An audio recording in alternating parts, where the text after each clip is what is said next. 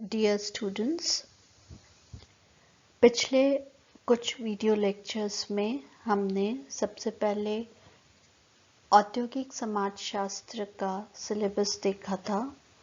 उसके पश्चात हमने जो हमारा पिछला वीडियो था उसमें हमने इसकी अर्थ और परिभाषाएं देखी थी। आज का जो हमारा यह वीडियो लेक्चर है इसमें हम इंडस्ट्रियल सोशियोलॉजी का स्कोप देखेंगे, यानी कि औद्योगिक समाजशास्त्र का विषय क्षेत्र क्या है इसको समझेंगे। जो आधुनिक समय है उसमें औद्योगिक समाजशास्त्र का जो क्षेत्र है वो बहुत ही व्यापक हो गया है, क्योंकि जैसा कि हमको सबको पता है कि जो वर्तमान युग है वो उद्योगों का युग है। लगातार बहुत बड़ी संख्या में उद्योग बढ़ते ही जा रहे हैं और इन बढ़ते हुए उन उद्योगों का स्वरूप भी चेंज हो रहा है। तो ऐसे समय में जो औद्योगिक समाजशास्त्र है उसका विषय क्षेत्र बहुत ही विस्तृत हो जाता है।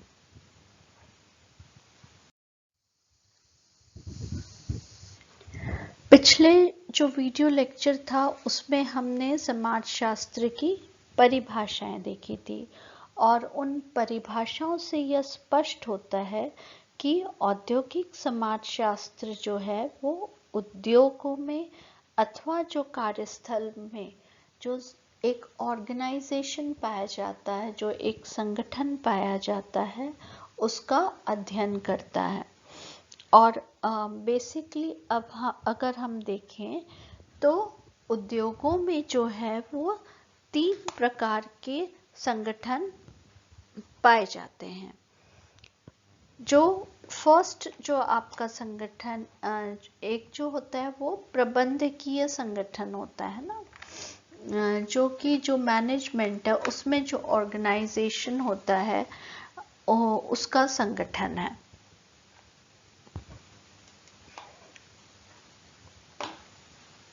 जो ये प्रबंधकीय संगठन जिसे हम कहते हैं।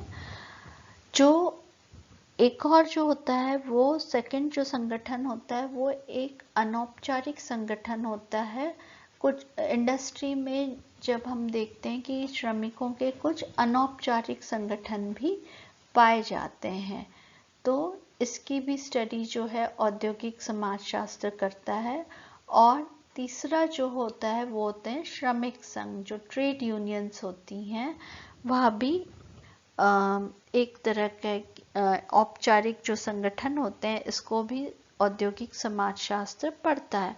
इन तीनों के बारे में हम जो हैं वो आगे विस्तार से पढ़ेंगे।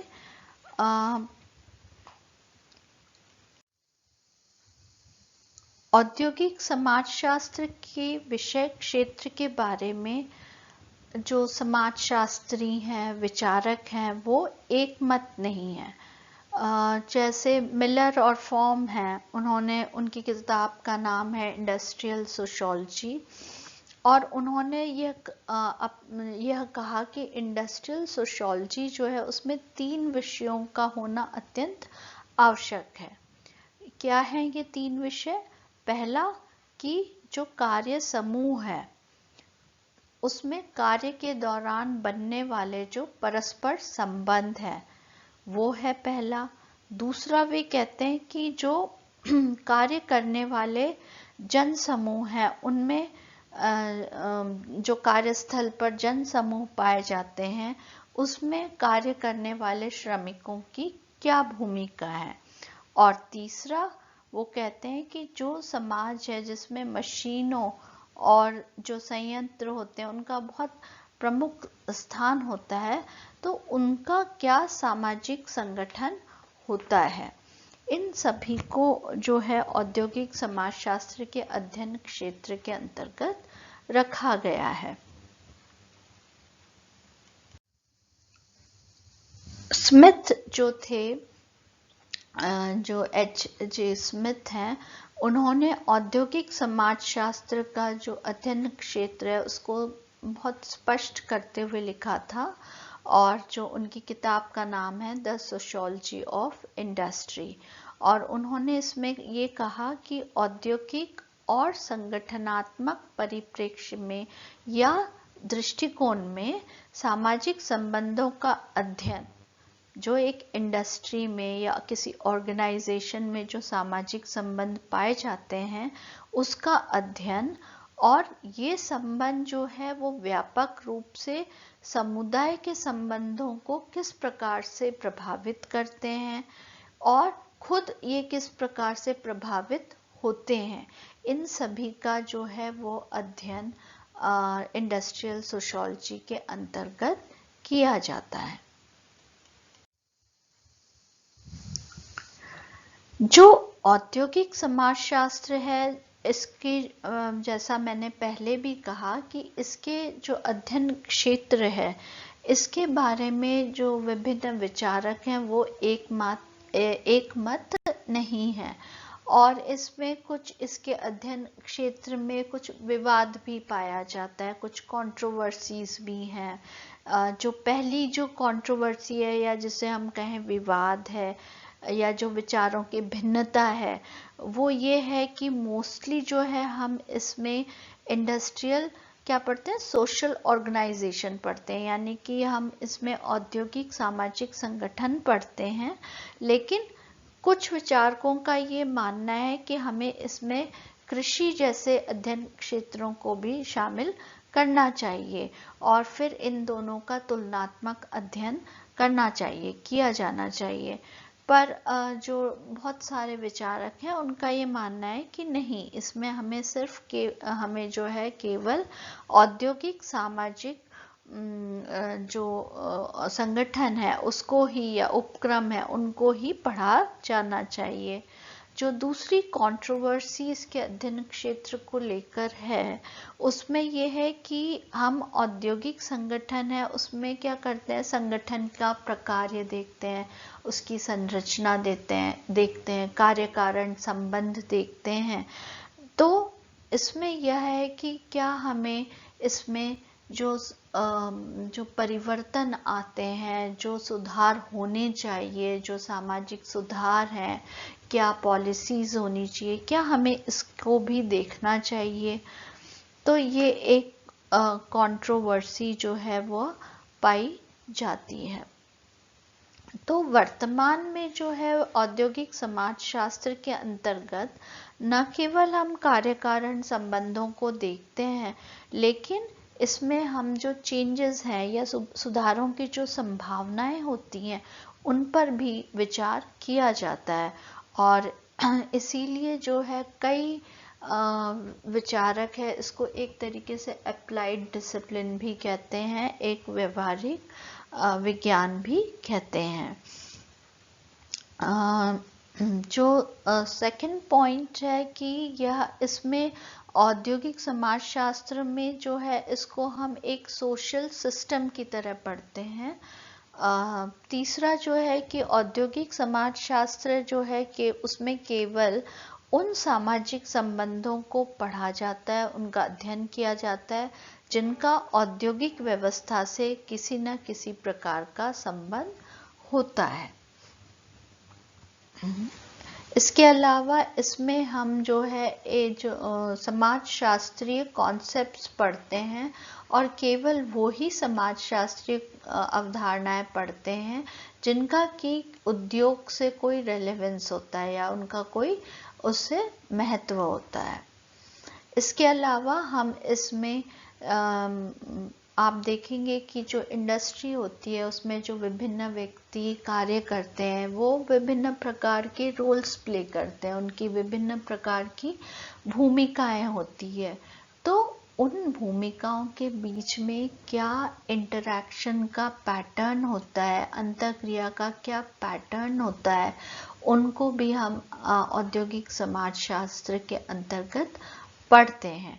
और जो लास्टली जो है कि जो सबसे महत्वपूर्ण है कि हम इसमें एक उद्योग के मानवीय एस्पेक्ट है या जो मानवीय पक्ष है उसका हम अध्ययन करते हैं।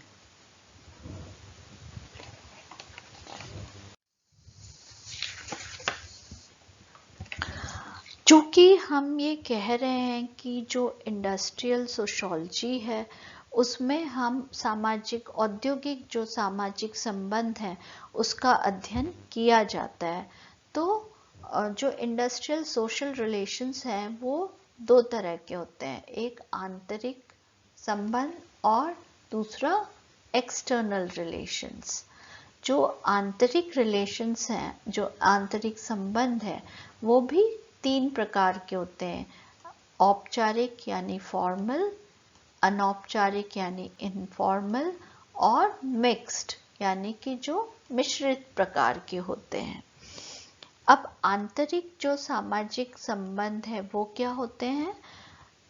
ये वो संबंध होते हैं जो केवल एक उद्योग या फैक्ट्री तक ही सीमित होते हैं, है ना। इंटरनल रिलेशंस जो होते हैं ये सिर्फ उद्योग या फैक्ट्री तक ही सीमित होते हैं, जैसे कि उद्योग मालिकों का मैनेजर से या श्रमिकों से संबंध, उद्योग के अंदर जो भी ये आपसी संबंध है इसको हम आंतरिक कहेंगे। जो ये आंतरिक संबंध है ये भी जैसा मैंने बताया तीन प्रकार के होते हैं, फॉर्मल, इनफॉर्मल और मिक्स्ड। औपचारिक क्या होते हैं? फॉर्मल आंतरिक संबंध क्या होते हैं? वे जो उद्योगों में विभिन्न व्यक्तियों के मध्य उनके कार्यों से निर्धारित होते हैं। जैसे अगर हम एग्जाम्पल दें कि एक गारमेंट फैक्ट्री है, उस गारमेंट फैक्ट्री में बहुत सारे लोग काम करते हैं, तो जो कपड़ा जो एक टेलर होता है उस गारमेंट फैक्ट्री में जो कि मैन्युफैक्चर करता है, सीता है कपड़े को, उसके ऊपर एक सुपरवाइजर होता है ना। तो जो सुपरवाइजर है और जो वर्कर्स है उनके जो रिलेशंस हैं वो कैसे होते हैं? वो औपचारिक होते हैं, उनके कार्य से जुड़े हुए होते हैं। इसी तरीके से अनौपचारिक आंतरिक संबंध क्या होते हैं कि जो एक इंडस्ट्री होती है उसमें विभिन्न व्यक्ति कार्य करते हैं। अब ये जो कार्य करने वाले व्यक्ति होते हैं इनमें क्या होता है? आपस में वैयक्तिक संबंध बन जाते हैं, चाहे वो मानिए जाति के आधार पर बने या भाषा के आधार पर बने या उनकी मित्रता के आधार पर बने। तो इस तरीके से उनमें एक अनौपचारिक सामाजिक संबंध भी बन जाते हैं, तो उनकी स्टडी भी जो है वो एक इंडस्ट्रियल सोशियोलॉजी का पार्ट हो जाता है। जो मिश्रित आंतरिक संबंध होते हैं, मिक्स्ड जो है वो ना तो पूर्णतया औपचारिक होते हैं और ना ही पूर्णतया अनौपचारिक। ये जब भी इंडस्ट्री में ऐसा कोई भारी काम आता है तो ऐसी स्थिति में इस तरह के जो मिश्रित संबंध हैं वो देखने को मिलते हैं।